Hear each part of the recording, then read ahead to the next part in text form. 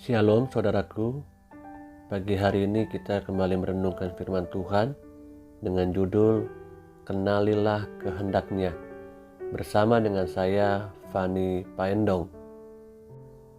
Setiap hari kita belajar untuk dapat mengenal kehendak Tuhan.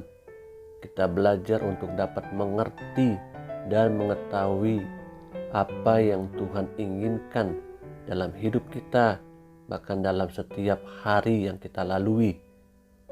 Dan kita melakukan begitu banyak kegiatan-kegiatan rohani seperti berdoa, membaca Alkitab, mengikuti komsel, kebaktian, dan lain sebagainya. Apakah itu semuanya cukup buat kita untuk dapat mengenal dan mengetahui kehendak Tuhan setiap hari dalam hidupku dan hidupmu, dalam keluarga kita, dalam pekerjaan, pelayanan, dan lain sebagainya?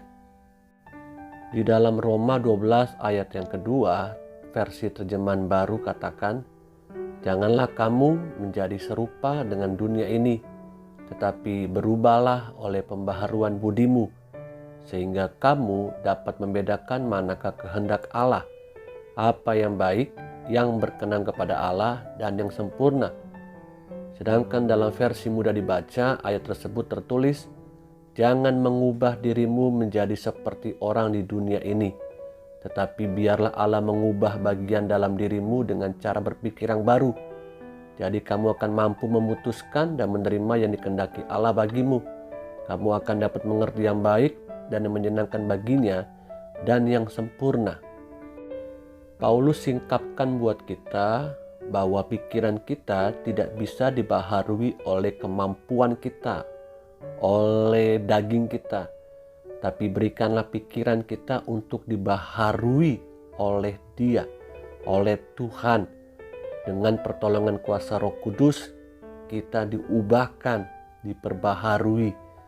Karenanya setiap pikiran manusia harus mengalami pertobatan.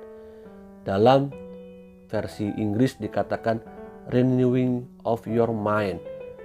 Diperbaharui pola pikir kita, cara berpikir kita, mengalami pertobatan dari dalam.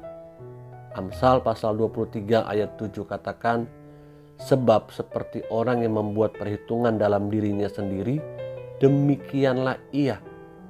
Silakan makan dan minum," katanya kepadamu, "tetapi ia tidak tulus hati terhadapmu." Dalam 7a katakan, "Sebab seperti orang yang membuat perhitungan dalam dirinya sendiri, demikianlah ia." Apa yang kita pikirkan, itulah diri kita sesungguhnya. Pikiran-pikiran yang diambil menentukan keputusan-keputusan yang diambil dan menghasilkan perbuatan-perbuatan selanjutnya. Perbuatan kita sekarang menentukan masa depan kita. Karenanya penting kita diperbaharui setiap hari pikiran kita. Kita perlu mengisi pikiran kita dengan segala sesuatu yang benar dari atas. Mengisi dengan pengetahuan, mengisi dengan hikmat, mengisi dengan begitu banyak hal-hal yang datangnya dari atas. Filipi pasal 4 ayat 7 sampai dengan 8. "Damai sejahtera Allah yang melampaui segala akal akan memelihara hati dan pikiranmu dalam Kristus Yesus." Allah menjagai pikiran kita, Allah memelihara hati kita.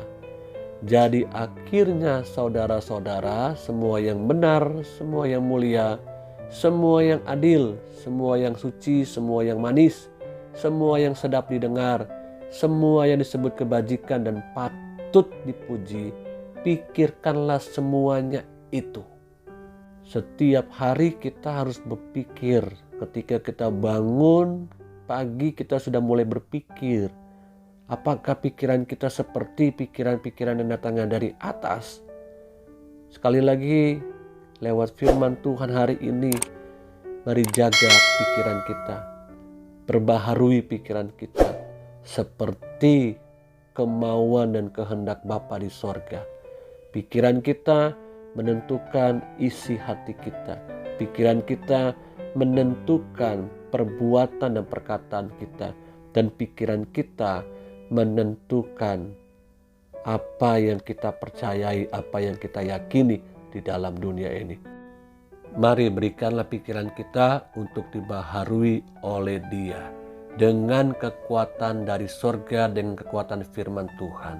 Amin.